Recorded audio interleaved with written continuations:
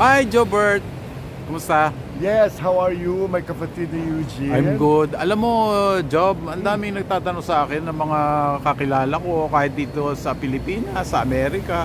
Bakit daw si Jobert Sukal dito mahaba ang buhok?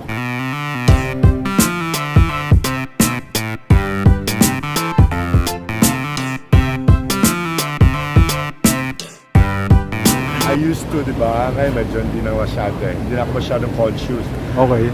When I was younger, I really sported short hair. Okay. Maiksi tagang buhok ko hanggang parang crew cut yan eh. Oo. Until nagdalaga ako on something. Nagdalaga talaga. Okay. But sometime in the late 90s, Oo. 96 over Okay. 96, Oo. I decided na parang pahaba ako ng hair. It was a decision. Okay. It was a decision which may be part of a little rebellion. Oh. A little rebellion. Remember that Jojo Veloso case? Yeah. O, Jojo Veloso naalala case ko yan. na which I unintentionally exposed in 1996. At nakita ko yung it was such a huge case for me na parang walang nangyari. Okay. It was parang I was disappointed by Disappointed ka sa government. Okay. Because kumbaga you cannot really trust politicians. Not all of them are worth the trust. Okay. Kumbaga pinasasakay ka lang na yes, let's do something about it. Hindi naman sa gusto ko siya makulong or what. No?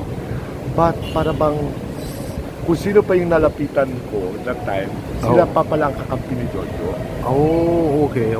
Kaya feeling ko parang it disheartened me. Kaya sabi ko, it was my way of expressing na may parang sige na, para maiba na lang ang pamundo ko, maiba na yung tsura ko.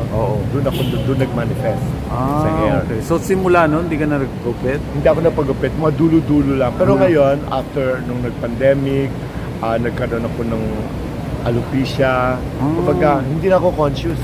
As you grow older, ganun pala talaga. Talaga. As you grow older. Hindi ka na nagkikare. Diyos ko, sabi ko nga, sabi mo nga, may tagyawat ako, malaki dito. Sabi niya, wala ka nang magagawa. Wala ka nang Andyan na yan. Diba? Ganun lang. Okay. So, pero ngayon, ibig sabihin parang dissatisfied ka pa rin sa nangyayari sa ating bansa. Of course.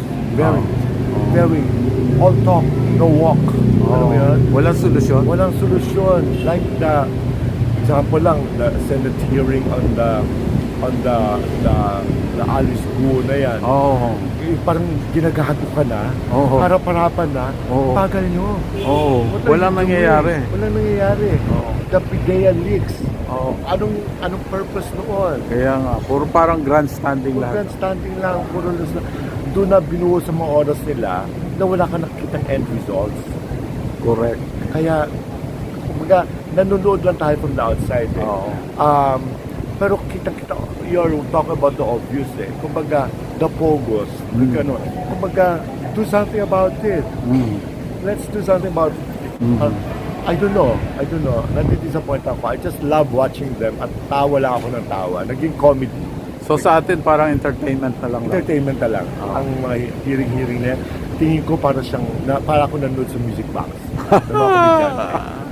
Parang gusto ko silang kunan ng araw para mag-perform doon. Sa music box. Okay. Thank you very much. Oy, pakita mo nga yung long hair mo para... Not much eh. Tali ko na. Maiksi na nga eh. Maiksi na. Pero I don't cut it. Minsan na lang siya nalalagas sa katandaan. Okay, thank you very much. Thanks, Jim.